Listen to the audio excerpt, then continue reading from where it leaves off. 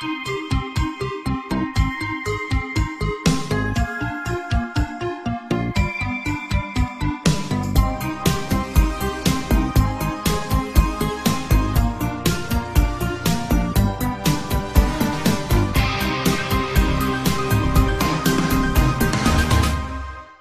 orb floated through the sky over the town of Stanley, Idaho. The unnoticed orb slowly descended on the outskirt of town. The orb opened up, revealing two yellow spacemen. The spacemen's 6 spidery legs clanked against the exit ramp as they left their ship with tools in hand. They went around behind the ship, pulled visors down over their red eyes and began to mend the dents in the ship with their tools. As the aliens tended to their ship, a creature shrouded in darkness emerged from the ship and fled toward town. The otherworldly men finished the repairs, ascended the ramp, and took off none the wiser. The beast entered the sleeping town of Stanley. It used trees, bushes, and darkness for cover. It pointed its snout up toward the sky and sniffed. It detected something with a scent close to that which it was fed, a child. The creature followed the scent to a small home. One of the windows was open so as to let a breeze cool the house. The monster pried the window up further and crawled in through it. Paul Davis, aged 10, slept soundly in his bed. The young lad awoke to the sound of his bedroom door being opened. He made out a figure, but wasn't able to see any details other than its bright yellow eyes. Paul pulled the covers over his head. It always made him feel safe when he thought of monsters. The foreign creature picked up the boy who was wrapped in the blanket and hauled him to the closet. Aaron and Melinda Davis awoke to their son's screams. Aaron opened the drawer next to his bed and retrieved his handgun. Melinda followed Aaron as he made his way to Paul's bedroom. "Paul," Aaron called out. There was no response.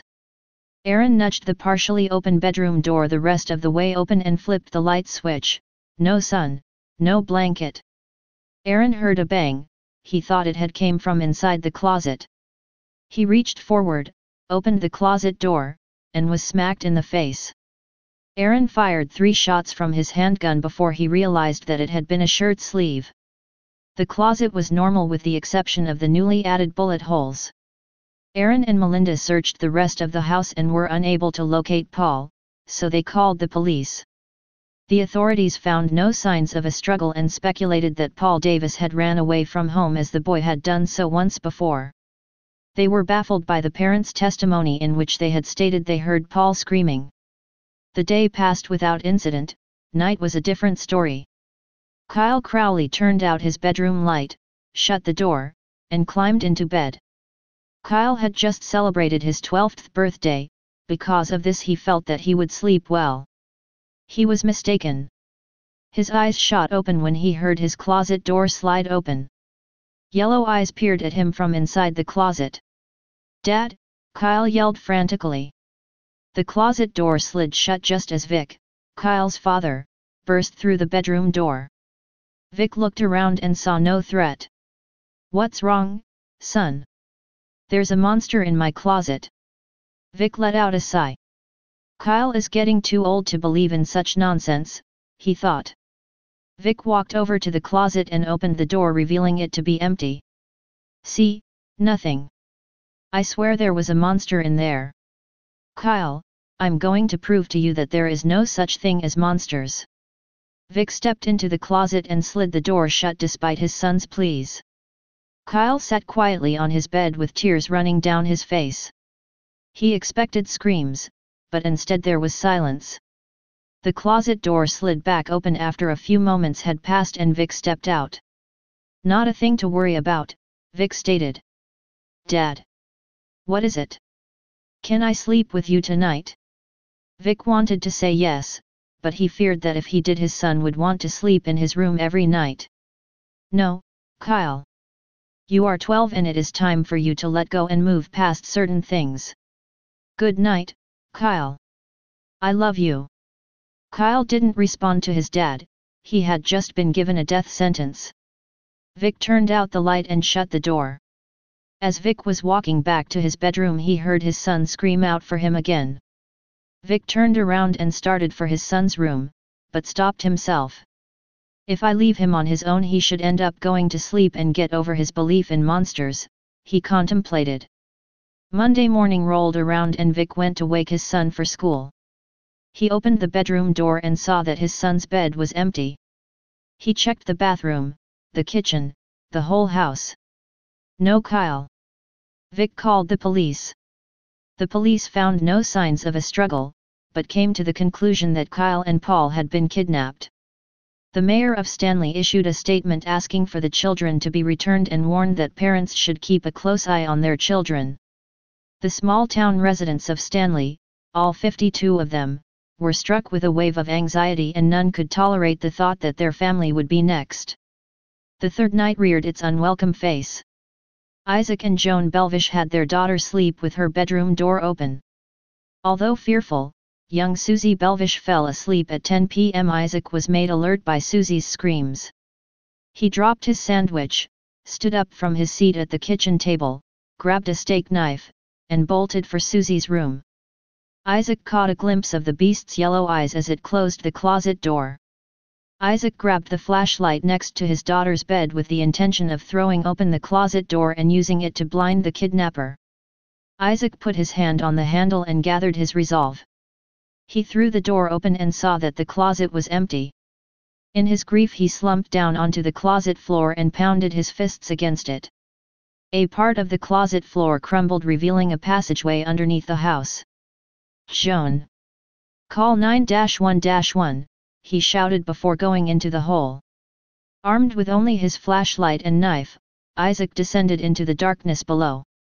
He proceeded slowly, occasionally aiming his flashlight above him. He walked quite a ways before he saw something that shed light on everything. Up above him, he saw a green sticky substance that was holding something together above him. He struck it open with his fist and saw clothes. It was a closet. The thing was tearing holes and digging passages under closets and reconstructing the flooring. Isaac pressed on and came across small human bones, child bones. "No," he gasped in a hushed whisper. Isaac began to sprint down the passageway. He turned a sharp corner and smacked right into the back of the beast, which knocked him on his butt. During the struggle, the beast lost its grip, and an object shattered onto the floor. The creature was angered by this, posturing to face Isaac. Isaac was able to make out an elongated head with a snout and yellow eyes. Its body was stocky, its claws were sharp, its tail long and spiked, and both feet contained 3 toes. The closest comparison that Isaac's mind could make was that of the werewolves of folklore. As the beast was turning toward him, Isaac was able to see what the beast had dropped, a half-eaten Susie. Isaac gripped the knife, prepared to fight to the end. His flashlight rolled out of his hand as he was in the process of standing back up. The beam of the flashlight struck the beast's foot, causing it to disappear. The beast let out a mighty growl as its stumped leg hit the ground. Although solid, the beast appeared to be somehow constructed of shadow.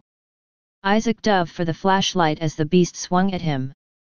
He barely escaped being clawed by shining the flashlight on the beast's hand, which disappeared into nothingness before making contact. Isaac continued to assail the beast with the flashlight. The beast retaliated and spat out a green substance which stuck to Isaac's shirt. Isaac quickly realized that the creature's mucus was what held the closet floors together.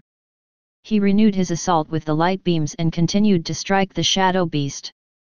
A SWAT team composed of 5 members showed up at the Belvish residence. Each was well armed. Although a SWAT team might have been a bit drastic, the police department wasn't willing to risk the kidnapper escaping. Joan Belvish told them about how her daughter and husband had disappeared. The SWAT team did a sweep of the house and found nothing out of the ordinary until they came across the hole in Susie's closet. The SWAT team entered the hole one by one and activated the tactical lights on their vests. As they walked, they discovered entrances to closets, child bones, and green goo. The lead paused and motioned for the rest of the team to stop moving. Off in the distance, a pained wailing could be heard. The SWAT team resumed with a firm grip on their guns and rounded a corner. Their lights caught a figure, Isaac Belvish. Isaac Belvish turned around with an empty look in his eyes and a steak knife in hand. He was ordered to drop his weapon and get up against the wall, he did not comply. The SWAT team lead knocked the knife from Isaac's hand and pinned him to the wall. As Isaac was being handcuffed, a member of the SWAT team noticed a half-eaten Susie. Isaac Belvish was suspected of the kidnapping and murder of all the dead children, but was found innocent due to a lack of evidence. The case was marked cold as the police had no more leads. Isaac was committed to a mental institution for a short while and later had to move after being released. He chose to go through therapy after being traumatized by the events that he saw. Isaac was largely thought insane because of the encounter he claimed to have had with the shadow beast. Not long after, people started seeing clowns, others saw scarecrows. Could our childhood fears be real? Stay paranoid, my friends.